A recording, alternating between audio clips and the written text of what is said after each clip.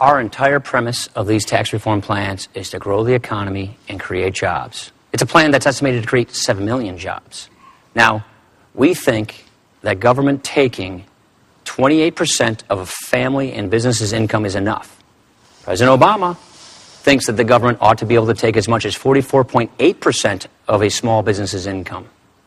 Look, if you taxed every person in successful small business making over $250,000 at 100%, it only run the government for 98 days. If everybody who paid income taxes last year, including successful small businesses, doubled their income taxes this year, we'd still have a $300 billion deficit.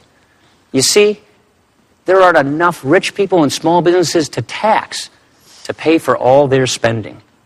And so the next time you hear them say, don't worry about it, we'll get a few wealthy people to pay their fair share, watch out, middle class, the tax bill is coming to you.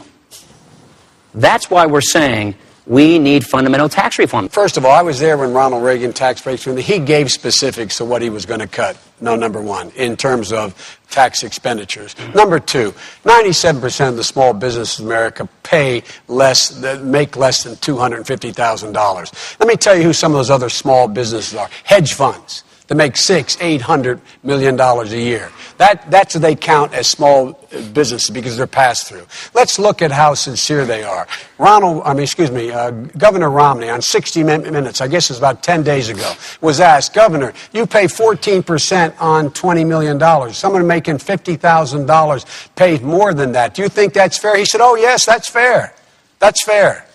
And they're going to talk about, you think these guys are going to go out there and cut those loopholes? The biggest loophole they take advantage of is the carried interest loophole and capital gains loophole. They exempt that. Now, there's not enough. The reason why the AEI study, the American Enterprise Institute study, the Tax Policy Center study, the reason they all say taxes are going to go up in the middle class, the only way you can find $5 trillion in loopholes is cut the mortgage deduction for middle class people, cut the health care deduction for middle class people, take away their ability to get a tax break to send their kids to college. That's why they arrive. Is he wrong about that? He is wrong about that. You can cut tax rates by 20%. And still preserve these important preferences for middle-class taxpayers. Not mathematically possible. It is mathematically possible. It's been done before. It's precisely what we're proposing. It has never been done before. It's been done a couple of times, actually. It has never been Jack done Kennedy before. lowered tax rates, increased growth. Ronald Reagan. Now you're Jack Kennedy. Ronald Reagan.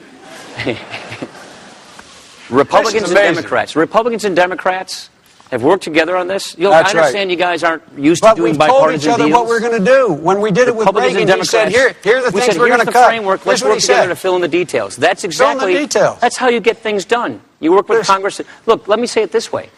That's coming from the Republican Congress working bipartisanly. Mitt Romney. 7% rating. Mitt Romney